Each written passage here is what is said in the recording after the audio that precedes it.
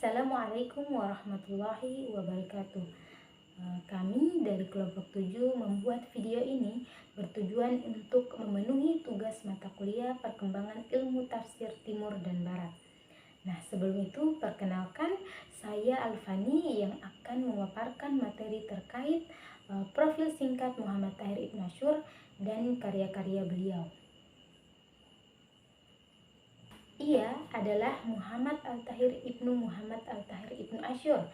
Beliau adalah keturunan keluarga Asyur yang terkenal di Turnes karena memiliki posisi ilmiah dan juga jabatan di pemerintah. Ibnu Asyur lahir pada tahun 1296 Hijriah atau 1879 Masehi di kota Mausa yang terletak di sebelah utara Tunisia. Ibnu Asyur tumbuh dan berkembang dalam lingkungan keluarga yang mencintai ilmu pengetahuan. Pendidikannya diperhatikan penuh oleh ayah, ibu, dan juga kakeknya. Kakek dari Ibnu Asyur ini merupakan seorang perdana menteri dan juga mufti. Kedua orang tuanya menginginkan beliau kelak menjadi seperti kakeknya dalam bidang keilmuan dan juga kepandaiannya. Ibnu Asyur mulai belajar Al-Quran sejak usia 6 tahun. Ia kemudian menghafal matan Al-Jurmiyah dan bahasa Perancis. Baru pada usia 14 tahun, Ibnu Asyur ini tercatat sebagai murid pada Universitas Az-Zaitunah pada tahun 1310 Hijriah atau 1839 Masehi. Di sana ia belajar ilmu syariah, fikih dan usul fikih, bahasa Arab, hadis, sejarah, dan lain-lain.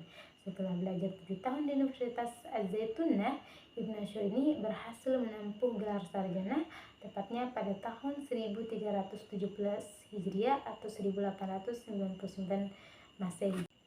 Ibnu Asyur memiliki peran yang sangat penting dalam menggerakkan nasionalisme di Tunisia. Beliau hidup sezaman dengan ulama ternama di Mesir, yaitu Muhammad Al-Khadir Hussein Al-Tunisi yang menempati kedudukan Masyaikat Al-Azhar atau Imam Besar Al-Azhar.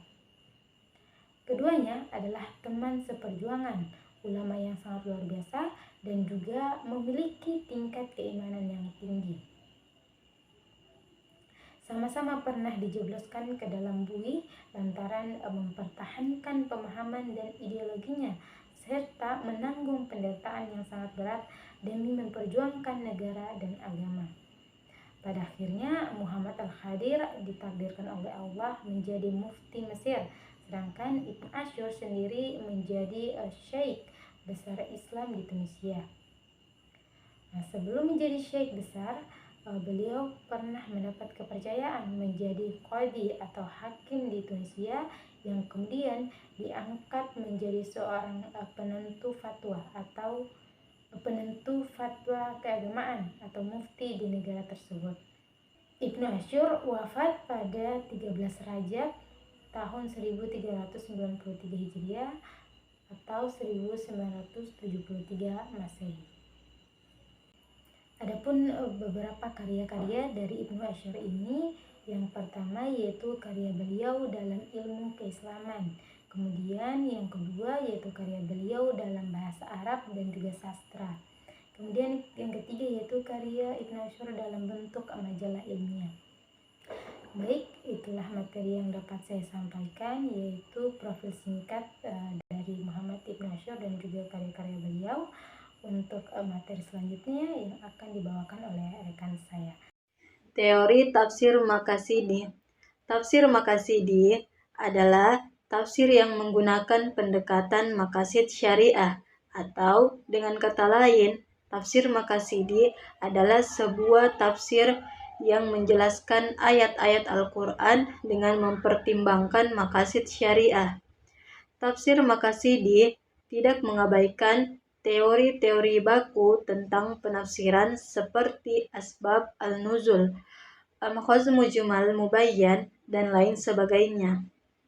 Di samping itu, tafsir maqasid juga tidak lepas dari perangkat-perangkat ilmu-ilmu umum seperti sosiologi, antropologi, dan filsafat. Tafsir Maqasidi adalah metode penafsiran Al-Quran yang tidak hanya berhenti pada makna harfiah teks, tetapi berusaha menumbuhkan tujuan atau hikmah di balik turunnya ayat untuk kemaslahatan manusia. Ibnu Asyur berpendapat bahwa Al-Quran memiliki tujuan umum. Yang pertama itu pembersihan jiwa, taghziyatun nafs. Terus yang kedua penegakan keadilan dari ketertiban sosial. Terus yang ketiga itu kemudahan bagi manusia. Dalam pandangannya, penafsir harus memahami konteks bahasa sekaligus tujuan universal Islam agar hukum yang dihasilkan tetap relevan di setiap zaman. Khazanah ilmu tafsir. Tafsir Maqasidi bukan metode yang berdiri sendiri sepenuhnya, melainkan pendekatan atau ijtihad yang melengkapi metode tafsir yang sudah ada, seperti tafsir tahlili, tafsir maudhu'i, dan tafsir muqaran. Tafsir Maqasidi dapat digunakan bersama metode-metode tersebut dengan penekanan pada tujuan, nilai, dan hikmah syariat. Dengan demikian, tafsir Maqasidi berfungsi sebagai kerangka normatif etis dalam penafsiran.